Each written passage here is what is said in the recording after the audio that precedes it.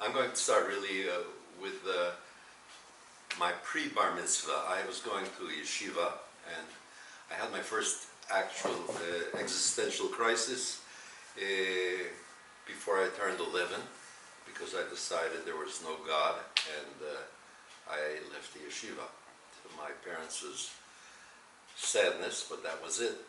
On the other hand, the bar mitzvah, every Jewish boy does. It doesn't matter what he believes. And so I had to go and study for my bar mitzvah. The rabbi realized very quickly that I would not be able to sing very well for the bar mitzvah, so he told me and my parents that I would have to do a large, important kind of a drasha, that is an explanation of the part of the Torah. That was it, so I started going. Very early on, and this was in end of the summer, around September, something like that, our rabbi brought in another rabbi, a young-looking man actually. He looked like he was probably 35 or 40, who had been to India and was a rabbi first, and then he went to India, and he'd just come back. And he said, "You have the chance to listen to this wise man." And we were all excited. And he comes up, he says, "Open your Seder." And we opened the Seder. He goes to the place where there's Yud Yud. And he says, "What does that mean?" And we said, "Adonai, our Lord." And he said, "Yud doesn't spell Adonai." Then he went to another place where it says Yud Hey Vav Hey, which is actually Yehaveh, it will be, and that's Jehovah in English. And he said, "What's that?" And we said, "Adonai." And he said, "You see, that's not it either, because we've all been taught not to take the name of God in vain. And if we don't take his name, he apparently has stopped listening to us. So there's been no miracles and no great things happening in the last couple of thousand years, because nobody takes his name, either in vain or not in vain, but they don't take it." He looked at the rabbi looked at him, and he said, "My guess is that I won't be invited to come and talk to you again. But if anybody wants to listen to me, I've got a lot to say. And I can meet you right after your lesson every Thursday evening behind the synagogue." So me and 4 or 5 other kids came, and he had boxes set up around there for us to sit on, and we sat in a circle. He started talking, and he really had all kinds of wild things to say. I mean, he talked about Adam and Eve, but I don't want to get into it too much.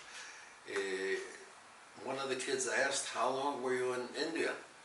And he said, "I was there 4 years." And kids, we were 12 and a half, 13, so sex was the big thing. He said, "Well, what about women? Didn't you meet any women?" And he says, "No, I don't need women." And he said, "Why don't you need women?" And he said, "Masturbation. That is the best thing. It gives you total freedom. You're completely on your own." And we were sitting there with our mouths wide open. And nobody ever talked like that. I mean, this was in 1944. And there really is the most important thing I remember of what he said. But he went on, and he had all kinds of things that were really interesting. I mean, from the Hebrew, Adam means earth, Adam, from Adamah. And he said, "Well, then Eve should be the feminine of Adam, right? Adamah." But that's not the case. It's actually, Eve is the word for experience. And he went on. He was really very, very interesting. I don't want to say any more about it because I forgot everything. I don't remember my bar mitzvah at all, except that I think I got a little drunk in the middle there somewhere because there was alcohol that I could reach up and get without anybody seeing.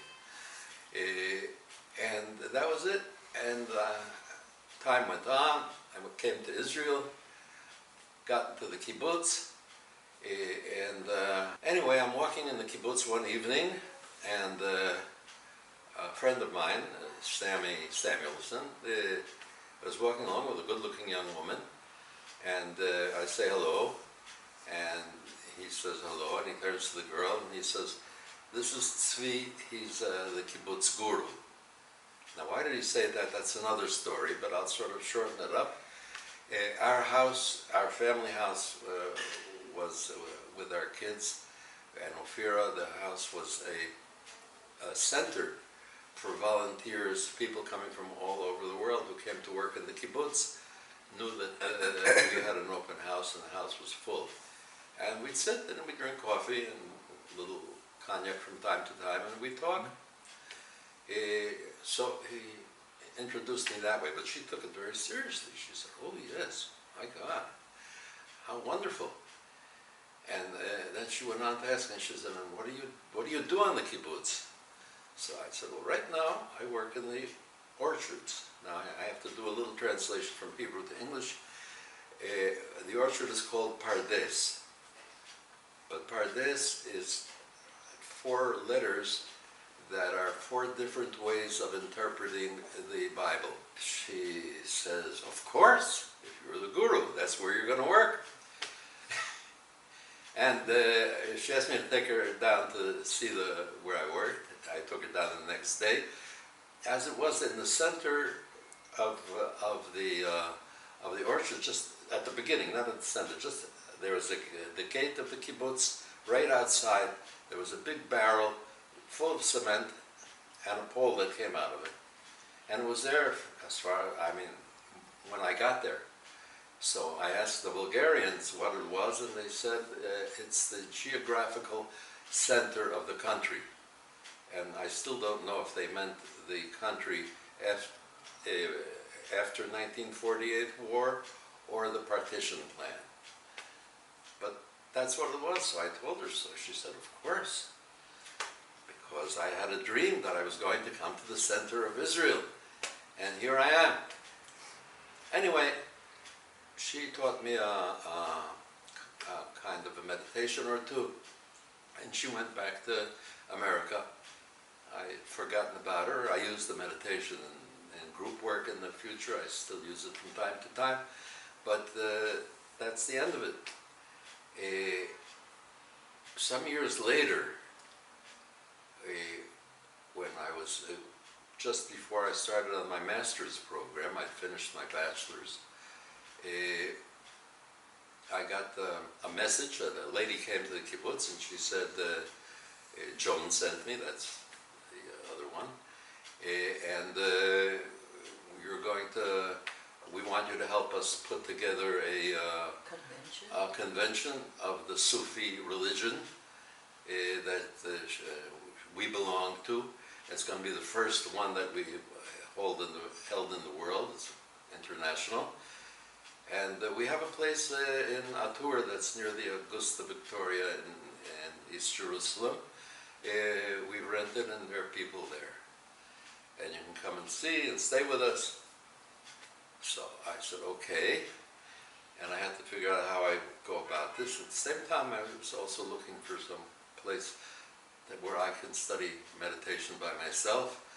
And I was sent to Father Bruno, a Franciscan priest in a church right near the... Dominican, I think. A Dominican? Yeah. Okay. Right near the entrance to the old city. I went to see him, and I knew that I had to put together this thing, and I meet him, and all of a sudden I saw this man, Ronald, who was a minister who came from Belgium to the kibbutz, and he was just moving out. And they were talking about this place, Neve Shalom, the oasis of peace in the Jerusalem foothills. And we went there together, and they were planning church pointing towards Nazareth and towards the east. Another part, which would be the Bet Knesset, the synagogue, pointing towards Jerusalem. Further south, pointing towards Mecca, would be the mosque. They would have one big prayer place. I believe they have something like that right now to this day that's being used. At any rate, I couldn't understand too much of it, but the place was beautiful, and I went back and I told the people in a tour that we've got a place. But I saw these people, and you know, they were, it's not that they were trying to be cosmic and understand the not understandable parts of life. It was just that they didn't understand anything. And I thought to myself that a person has to know himself before he can accept any kind of mystical reinterpretation of the reality that we live in. But I helped them put together their get-together there, which was successful. I did not attend, and from then on, even though I was in the field of education and philosophy, I began looking more and more into psychology and into myself. The important thing is that at the time when this woman came, she brought me all kinds of books on the Sufi religion, because we'd only spoken about this before with Joan, and I looked through them, and their teacher, their murshid, was an old man with a big white beard, and this went on book after book, and then all of a sudden there was one little folder, and there was a picture of him as a young man when he just came back from India, and he was a rabbi, and I looked, and it's like that. That was it. This was the guy who talked about masturbation. He was my man. And I told this lady that, and the news got back to Joan, and then she said, it's a sign, and I have to come back with them to California, and I will be the new guru, because he had passed away in the last 6 months or so, their leader, and they had no one to take his place, and it was a sign. I had to do it. However, as I said, I had come to the decision that this is not going to be my way in life, or if it will be, it'll be maybe when I'm 89 like I am today, but not then. So that's really the end of the story, if I'm not mistaken. Okay. Until next time.